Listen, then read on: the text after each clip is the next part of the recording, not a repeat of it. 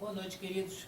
É com grande satisfação que saudamos a todos mais uma vez que participam conosco, estando aqui presentes ou pela internet na nossa página do Facebook, no trabalho que realizamos como Primeira Igreja Presbiteriana de Tampa Bay, que é um campo missionário da Igreja Presbiteriana Jardim das Oliveiras, do Presbitério de Magé, no Rio de Janeiro. E estamos aqui há 1 ano e 8 meses, porque iniciamos nossos trabalhos em fevereiro do ano passado, e Deus tem aberto portas para que esse trabalho funcione a contento, não apenas nos concedendo as instalações da St. Peter Presbyterian Church aqui na Flórida, como também todas as pessoas que Ele nos tem enviado para fazer evangelização, discipulado, aconselhamento, e Deus nos tem dado o suporte que necessitamos e usado pessoas que estão conosco nos domingos, como também as pessoas que oram por nós e até aquelas pessoas que não apenas oram, mas contribuem para a manutenção desse trabalho. Nós estamos aqui nos Estados Unidos, mas sempre lembrando em oração dos nossos queridos no Brasil, principalmente por esse momento tão especial e também difícil que passa. E devemos sempre lembrar que, apesar de cidadãos insatisfeitos, precisamos orar pelos nossos governantes, porque é esta a recomendação bíblica. Orar pelas nossas autoridades, porque nenhuma autoridade foi colocada naquela função fora da vontade de Deus. Temos orado pelo Brasil e também contamos com as orações dos irmãos sobre este campo missionário. Hoje nós temos a grata satisfação de poder receber, pela primeira vez na nossa igreja, mas não é a primeira vez que está aqui conosco na Flórida, nosso amigo de muitos anos, presbítero Marcos Wendel Plessamilho. Ele é presbítero da Igreja Presbiteriana em Petrópolis, no Rio de Janeiro, está aqui conosco, qual nós convidamos aqui para dar uma saudação para os nossos queridos que conosco participam do nosso trabalho pela internet. É com grande alegria que eu estou aqui hoje, não visitando apenas meu amigo, o pastor Jofre, mas também poder saudar a tantas pessoas a quem essa mensagem chega com a paz do Senhor, que é o único motivo de estarmos aqui neste lugar, em nome dele, para poder trazer essa palavra em português nos Estados Unidos e levar ela para quem quer que não somente aqui, mas em tantos lugares aonde essa palavra chega, possa ser beneficiado e abençoado por ela. É com muita alegria que eu estou aqui hoje, neste trabalho. Tá bom. Muito obrigado, Marcos. E a presença do Marcos aqui, que ele veio para os Estados Unidos a serviço, mas destinou uma parte do seu tempo para estar conosco, ele não sabe o quanto que isso nos alegra o coração. Encontrar amigos de muito tempo é muito bom. E prestigiando o trabalho da nossa igreja nos traz maior conforto ainda, sabendo que Deus não nos tem esquecido e usa pessoas como Marcos para cooperar conosco aqui. Gostaria de que, enquanto os irmãos abrem as suas Bíblias, no Evangelho de Mateus, capítulo 9, onde nós estaremos lendo do verso 35 ao 38, lembrar que nós estamos durante todo o ano trabalhando sobre um tema que busca o crescimento do nosso conhecimento em relação a Deus, como também o nosso crescimento na graça recebida. Nossa vida espiritual, ela demanda um crescimento contínuo, assim como uma criança saudável, ela cresce se alimentando do leite materno, recebendo sadia instrução. Nós cristãos também experimentamos o crescimento no conhecimento de Deus através da sua palavra e também experimentamos um crescimento na graça recebida, quando a palavra de Deus não apenas nos instrui, mas também somos desafiados a colocar em prática.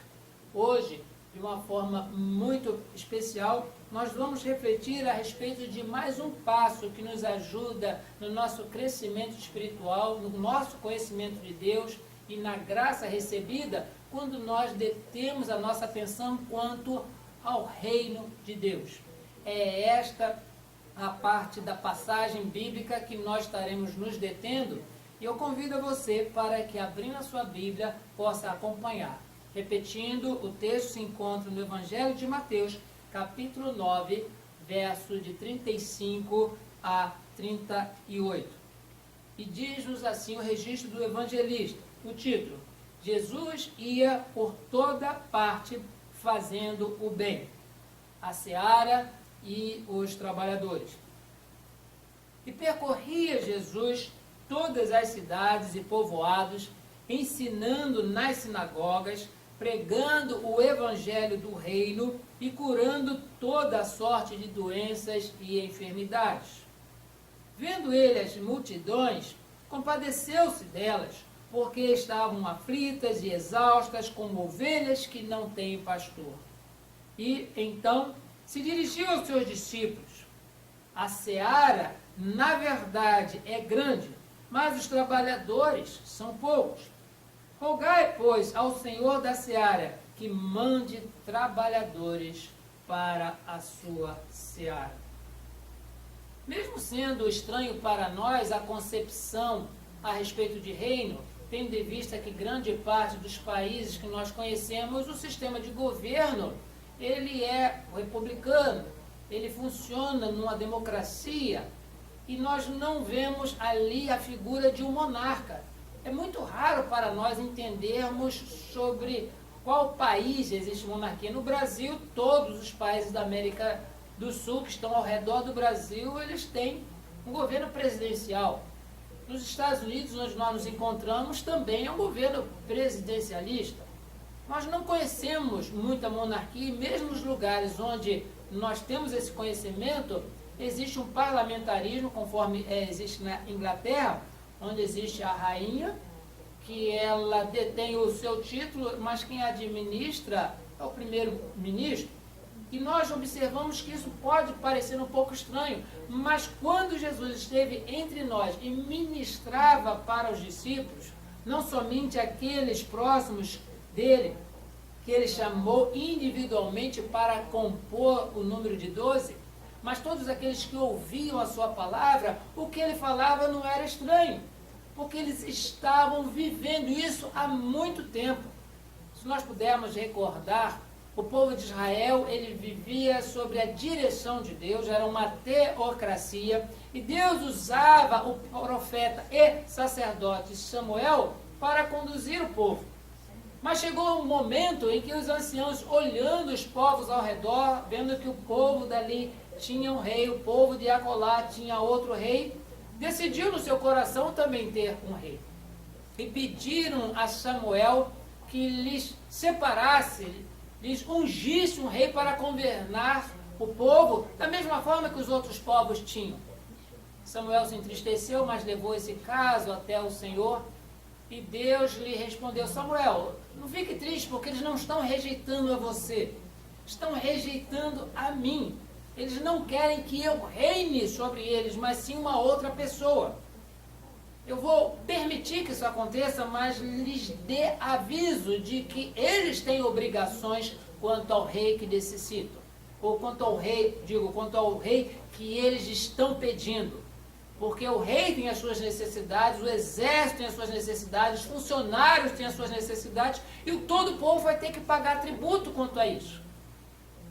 E mesmo Samuel falando isso para com o povo, eles disseram: não, nós queremos um rei, mesmo que isso nos tire tributos.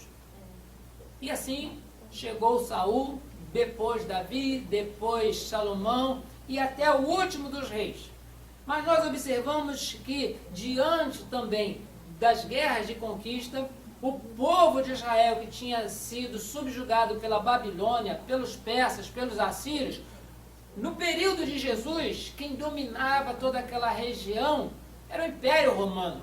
Havia um monarca que sentava num trono e conduzia o destino de toda aquela nação e de todos os povos conquistados. Mesmo que na Judéia, no período de Jesus, houvesse a figura de Herodes, ele era um rei decorativo. Era um rei que preservava o seu palácio, preservava os seus funcionários, mas não podia arbitrar em nada relativo à administração pública, porque isso era tarefa de Roma. E Jesus sabia que o povo entendia muito bem sobre o que ele estava falando quando ele dizia: o reino de Deus está próximo. O reino de Deus é chegado entre vós. E quando ele falava isso, as pessoas às quais o Espírito havia conduzido para que entendessem que o reino de Jesus não é deste mundo, é um reino eterno, é um reino celeste, é um reino que nos deixará sempre diante do nosso Deus. Outras pessoas, não trabalhadas no seu coração pelo Espírito Santo, pensavam que Jesus veio estabelecer um reino para só curar as pessoas, onde ninguém passaria dificuldade de saúde, porque Jesus realizava curas. Outros diziam que seria um reino que não haveria fome, porque Jesus alimentou multidões. Seria um governo que livraria de todos os inimigos, e aí apareceram pessoas para estimular ou investir em Jesus na figura do grande libertador da opressão e do domínio de Roma. Observemos que a figura de Barrabás, a figura até de Judas Iscariotes, são personagens desse grupo de insurgentes que queria que o povo de Israel fosse liberto, mas usando os meios ilícitos. Barrabás, ele matava soldados romanos para tomar posse de suas armas e ter uma força armada para poder conquistar o seu espaço, a sua propriedade. Todos os ambientes diferentes que Jesus havia mencionado para esse grupo não fazia sentido. Imagina a decepção dessas pessoas quando Jesus, para falar a respeito do seu reino, dizia: se o teu inimigo te bater numa face, oferece a outro. É um reino diferente. Se o teu inimigo te obrigar a caminhar uma milha, vai com ele 2. Esse reino é diferente. Se teu inimigo ele te pedir uma capa, dá também a túnica. Olha que grande decepção foi este nosso Salvador Jesus Cristo para as pessoas que entendiam que o reino precisava ser agora físico, político e militar. Jesus não veio para isso. Mas o texto, irmãos, que nós temos lido, um dos muitos textos que falam a respeito do reino dos céus, fala a respeito do reino de Deus, ele traz para nós lições que precisamos refletir para o nosso crescimento no conhecimento de Deus e na graça recebida. O primeiro, irmãos, motivo que nos faz crescer na visão deste reino é que é um reino que se estende por todas as cidades e povoados. Vamos observar que o reino de Israel ele tem uma geografia. Começa, de acordo com os mapas antigos, desde o ponto da Síria até lá embaixo, onde começa o reino de Moabe, os moabitas, lá embaixo, dividido a sua, quem olha para o mapa, né, dividido a sua esquerda contra Egito e do outro lado os árabes e mais em cima a Babilônia. Hoje, irmãos, nós vemos que a geografia ela mudou em tudo. Mudou a característica do território do próprio Israel enquanto nação, mas Jesus aqui menciona que o seu reino ele não está limitado às fronteiras políticas que nós conhecemos hoje, porque diz-nos o texto, no verso 35, e percorria Jesus todas as cidades, todos os povoados, ensinando sobre o reino dos céus. Sim, queridos, hoje, quando no século 21 nós entendemos que existem cristãos, tanto em Jerusalém, quanto nos países ao redor, e aqui no nosso chamado Ocidente, os Estados Unidos, vemos ali ainda na América do Sul, tantos lugares onde a palavra de Deus chegou, e hoje existem discípulos, pessoas devotadas e consagradas ao serviço divino. Essas pessoas fazem parte do reino de Deus que não está conscrito, que não está limitado, que não está fronteiriço com ninguém, mas está em todos os lugares onde o nosso Deus é cultuado, onde o nosso Deus é adorado. Sim, queridos, a primeira coisa que nós precisamos entender desse texto, para que cresçamos no conhecimento de Deus e do seu reino, é de que este reino, ele não está limitado por suas fronteiras políticas. Pelo contrário, ele se estende por todas as cidades, por todos os povoados, por todos os países, por todos os lugares onde esta palavra chegar. Outra coisa que nos faz entender sobre a visão do reino e também crescer quanto à designação de Deus, quanto ao reino eterno, é de que é um reino que precisa ser ensinado nos lugares onde o povo de Deus se reúne. Nós observamos aqui que Jesus ele não ensinava, não pregava, não ia somente nas cidades e nos povoados. Mas o verso 35 diz que ele ia nas sinagogas. Ele estava também presente no templo. O Evangelho de João é o Evangelho que faz registro de Jesus ter ido a Jerusalém por época de festa por 3 oportunidades. E nós observamos que eles iam ali porque Deus havia determinado que no momento das festas obrigatórias, conforme Moisés ensinou ao povo, todos deveriam ir ao local de culto. E nesse período, o local era o templo. Jesus é o templo e ele ensinava. Jesus ia nas sinagogas e ensinava. E onde estavam as pessoas participantes ou membros do povo de Deus? Nesses lugares. Por isso que nós precisamos ensinar também quanto a este reino nos lugares onde o povo de Deus se reúne hoje. Hoje, infelizmente, as igrejas, comunidades, ou seja lá qual o nome que se der a esse ajuntamento, têm se esquecido de ensinar a respeito do reino de Deus, tem se feito todo tipo de programação, muitas vezes são espetáculos pagos para que as pessoas fiquem entretidas com toda aquela visualização.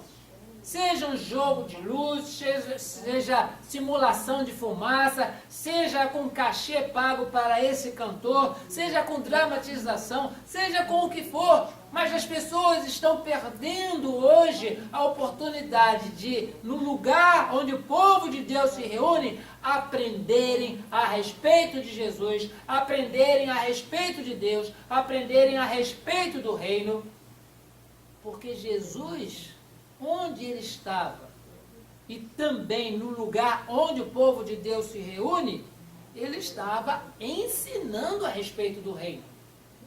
Hoje, muitas vezes, nós vemos pessoas usando o tempo para falar a respeito das suas instituições religiosas.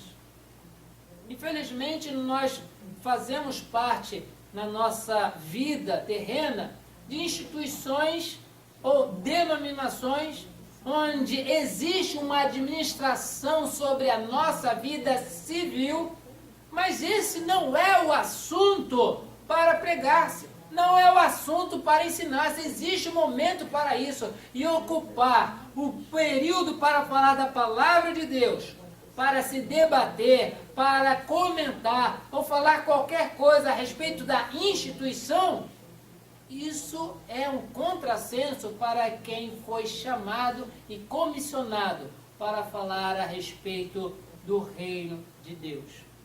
Sim, queridos, o reino de Deus tem características maravilhosas.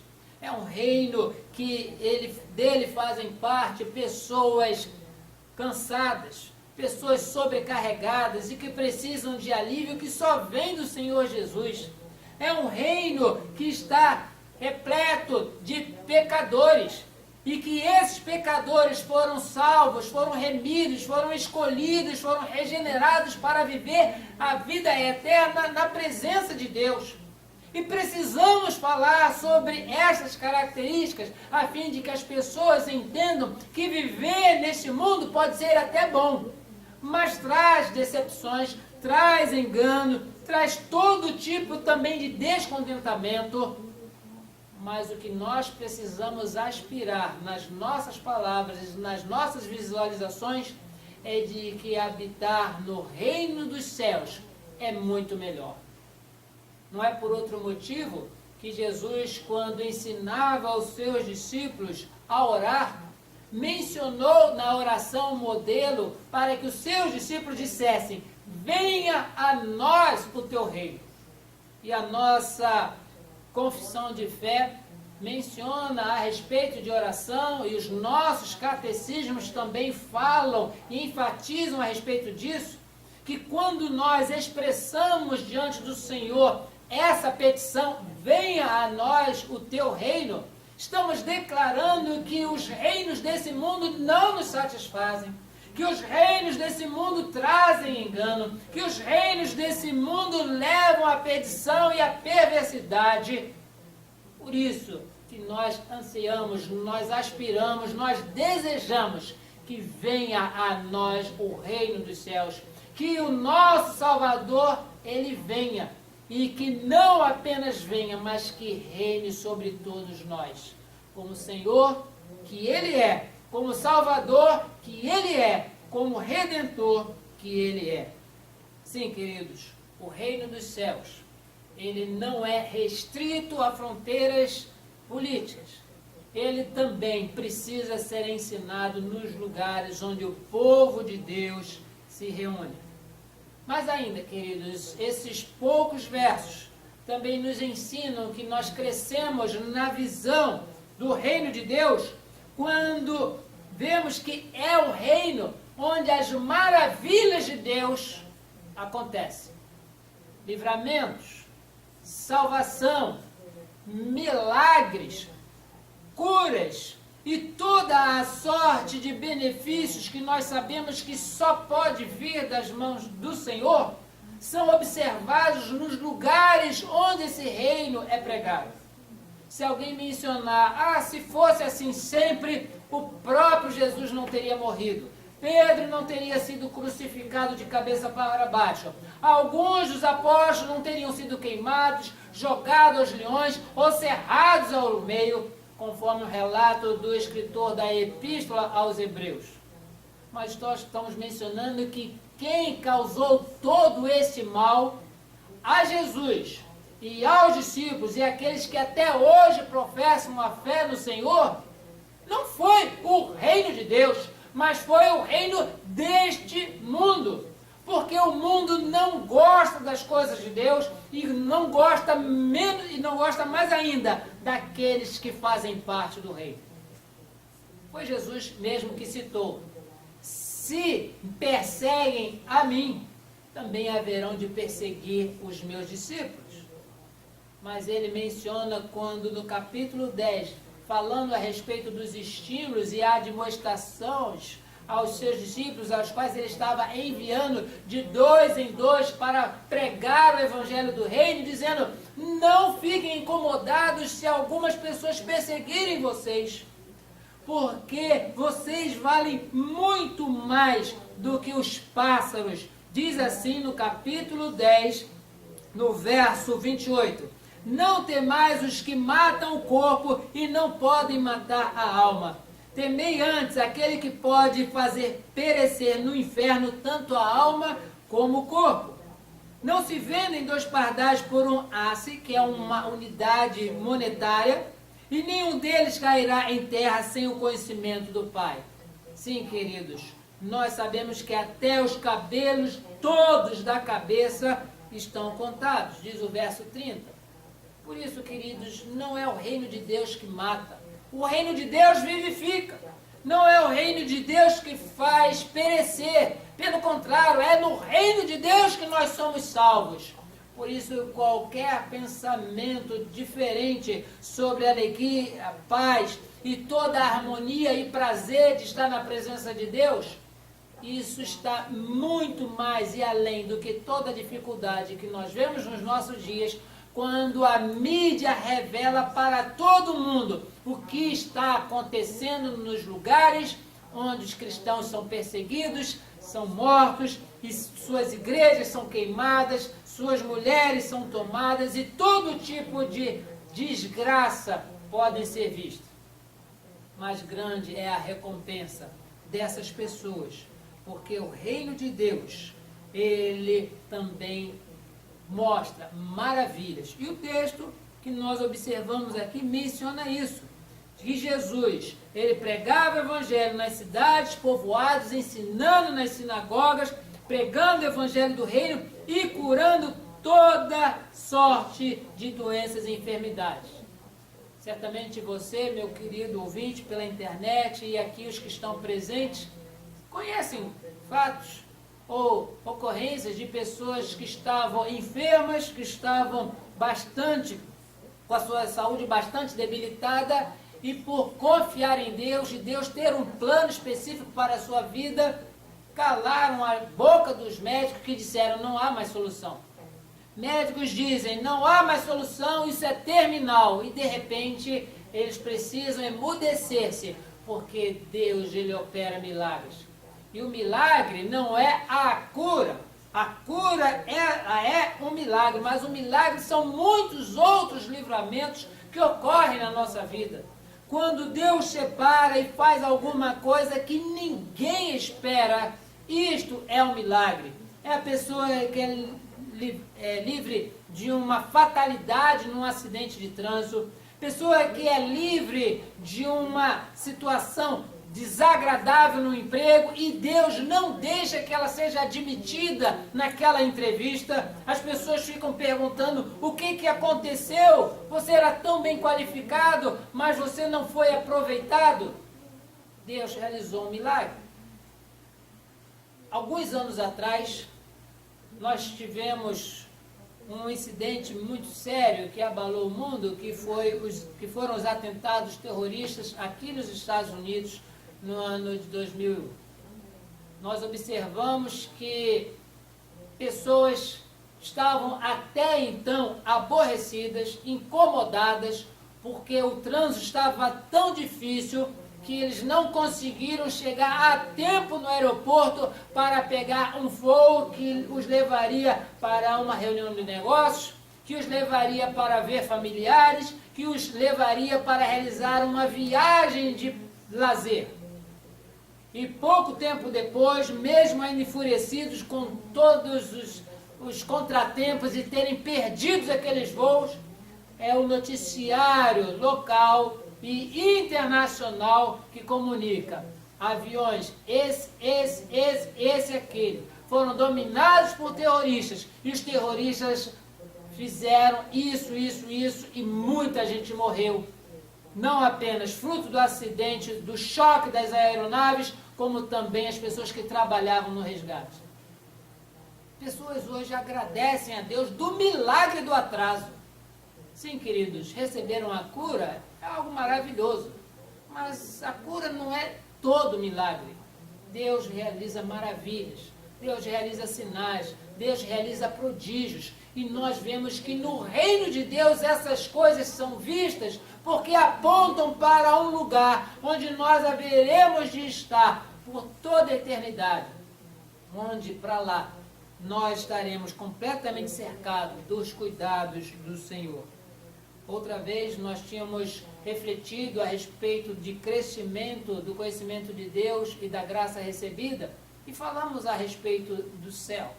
Falamos a respeito da eternidade, onde no livro do Apocalipse nós observamos que o novo céu e a nova terra serão uma coisa tão maravilhosa que lá não haverá lágrima. Deus enxugará dos olhos das pessoas toda lágrima.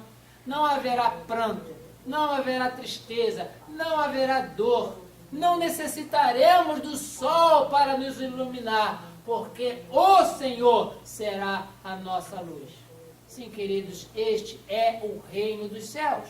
O reino não apenas pregado, mas o reino inaugurado com a presença de Jesus entre nós.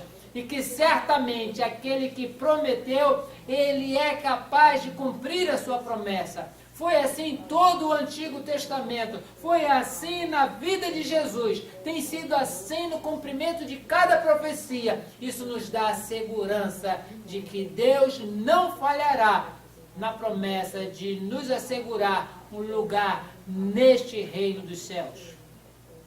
Sim, queridos, é um reino de maravilhas. É um reino onde essas maravilhas e milagres são vistos. E por último, nós observamos também que nós crescemos no nosso conhecimento de Deus, na graça recebida, tendo uma visão correta do reino dos céus, é que quando este reino, ele tem as suas necessidades, mas a cada dia ele agrega mais e mais trabalhadores. Os irmãos podem ver que mesmo com todo o secularismo que nós temos vivido, com todo o humanismo que nós temos experimentado, com todos os ismos que o mundo tem sugerido, a forma de viver de acordo com os padrões de Jesus chama-se cristianismo, que não é uma religião, não é uma denominação. Cristianismo é a prática dos ensinamentos de Jesus na vida da pessoa. E esse cristianismo, ele tem crescido. Mais de 2000 anos se passaram e nós vemos o cristianismo ainda se expandindo, apesar da perseguição, apesar do descaso, apesar do pecado, apesar da perversidade, apesar de toda a crise financeira, o cristianismo tem pregado, porque este reino, a cada dia, ele agrega mais e mais trabalhadores. Jesus diz-nos aqui no verso 37 e 38, e então se dirigiu aos seus discípulos, dizendo: a seara, na verdade, é grande, mas os trabalhadores são poucos. Rogai, pois, ao Senhor da seara, que mande trabalhadores para a sua seara. Pessoas têm orado. O próprio Senhor Jesus Cristo, na oração intercessória no Evangelho de João, no capítulo 17, ele orou intercedendo, e lá ele já mencionava: Pai, eu não rogo apenas por estes, mas rogo por aqueles que haverão de crer em Ti, através da pregação que eles ouvirem destes discípulos. Jesus já estava ali profetizando que pessoas haveriam de ouvir a palavra, moveriam o seu coração de direção, ou seja, se converteriam dos seus pecados e passariam a ser trabalhadores deste reino. Por isso nós estamos aqui. Nós não precisamos de ter um batalhão de pastores, um batalhão de teólogos. Nós precisamos ter, sim, uma quantidade inumerável de trabalhadores da seara.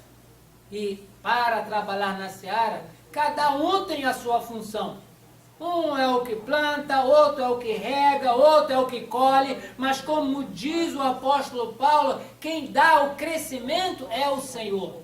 Somente Deus produz o crescimento, e nesse crescimento nós vemos mais e mais pessoas se chegando para compartilhar o Evangelho. Nós lamentamos que estamos vivendo numa geração em que os nossos adolescentes, os nossos filhos, os nossos jovens não estão tão preocupados assim em relação à palavra de Deus.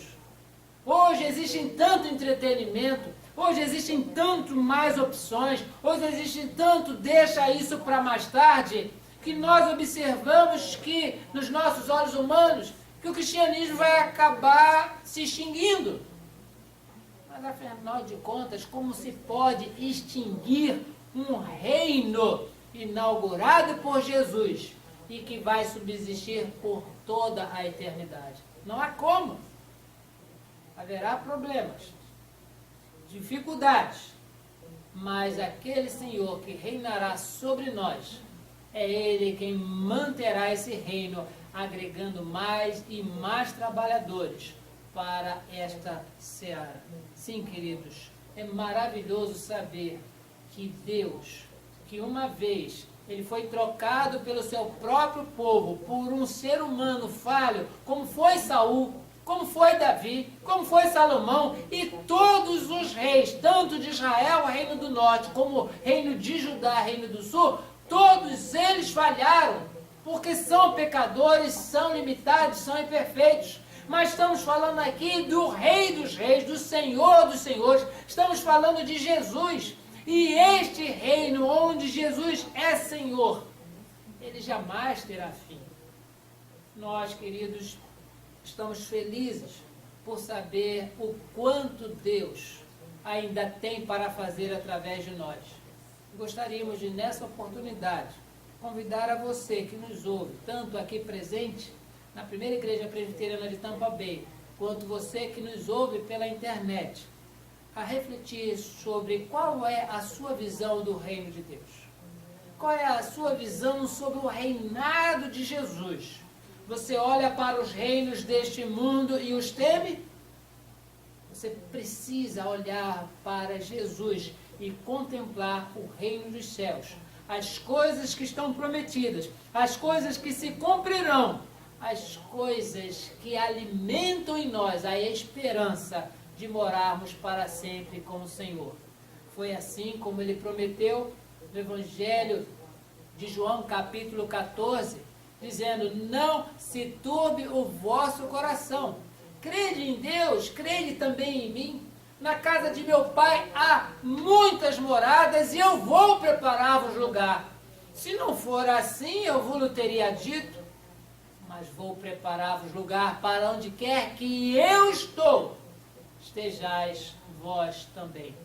Estamos nos preparando, irmãos, dia a dia para estarmos com Jesus nesse reino. Não importam as dificuldades, não importam as vicissitudes. O que importa, irmãos, é sabermos que o Senhor, Ele nos segura pela mão. Ele fará com que esse evangelho seja pregado por todas as cidades e povoados, que ele seja pregado nos lugares onde o povo de Deus se reúne, onde nós haveremos de ver maravilhas sendo realizadas e principalmente mais e mais trabalhadores sendo agregados para servirmos ao nosso Rei.